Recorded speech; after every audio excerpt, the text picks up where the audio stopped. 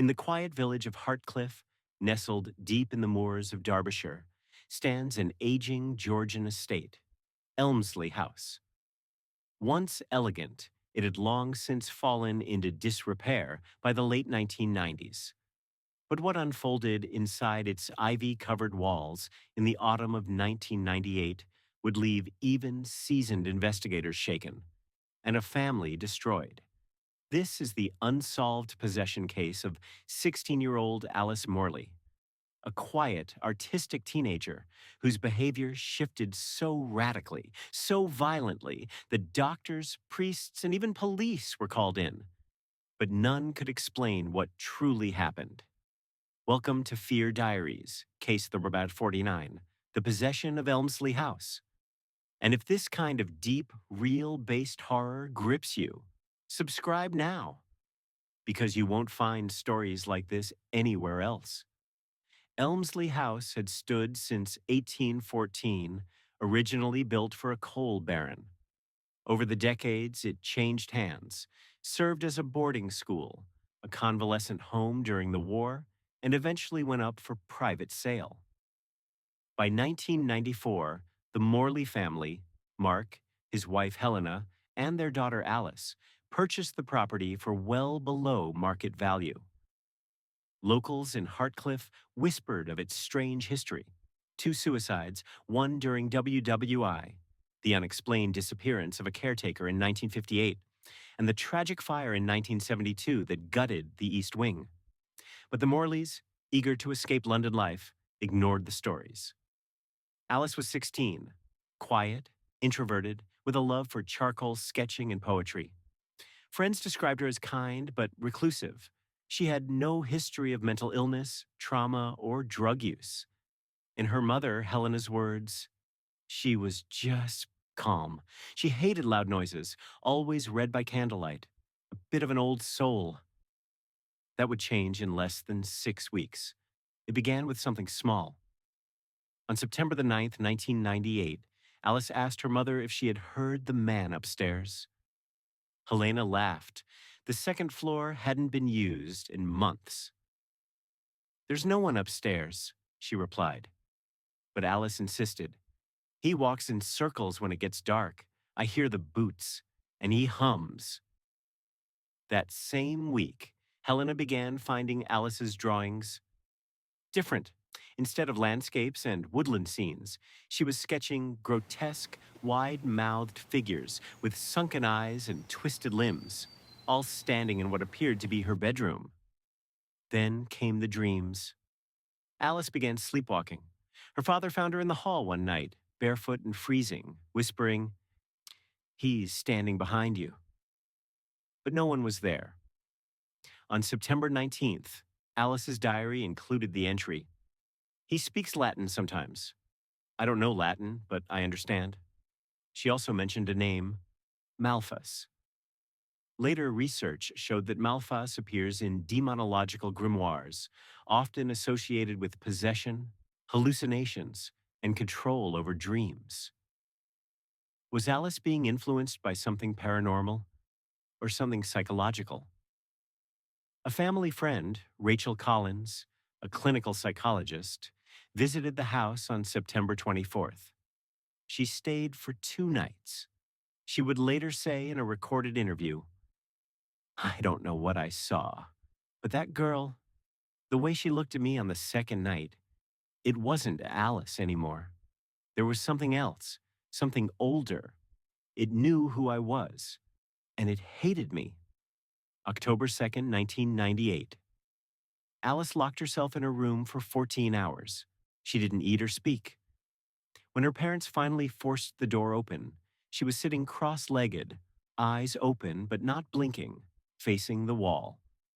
Carved into the plaster above her bed were the words, "Dominus venit," Latin for "The Lord is coming." She had no memory of carving it. From this point on, things escalated beyond anything the family could explain or survive. By early October 1998, Alice's behavior was no longer just strange. It was terrifying. She spoke in guttural voices, languages no one recognized. She refused to eat, clawed at her own arms, and once tried to burn her own sketchbook, screaming, "He's in the ink!" Her voice would shift mid-sentence from soft and fearful to deep, mocking, and hostile. The family dog wouldn't enter her room. Light bulbs blew out when she passed under them. Mark and Helena were convinced this was no longer mental illness. They consulted two psychiatrists. One suggested acute schizophrenia. The second admitted, "This is beyond what I've seen. The symptoms are performative, but no signs of drugs or trauma." Helena contacted a local Catholic priest, Father Jonathan Keene, who had trained in Rome and assisted in 3 prior exorcisms. He visited on October 12th. His report, submitted confidentially to the Diocese of Nottingham and later leaked, stated, "The girl exhibited classic signs of possession. She knew my full name before I introduced myself. She mimicked my mother's voice, who has been dead for 15 years.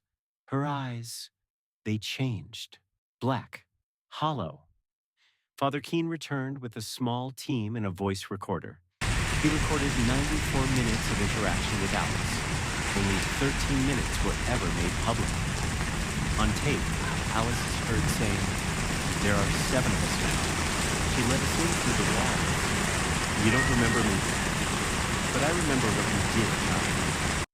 Note, he had told no one of an incident during his training in Rome involving a failed exorcism.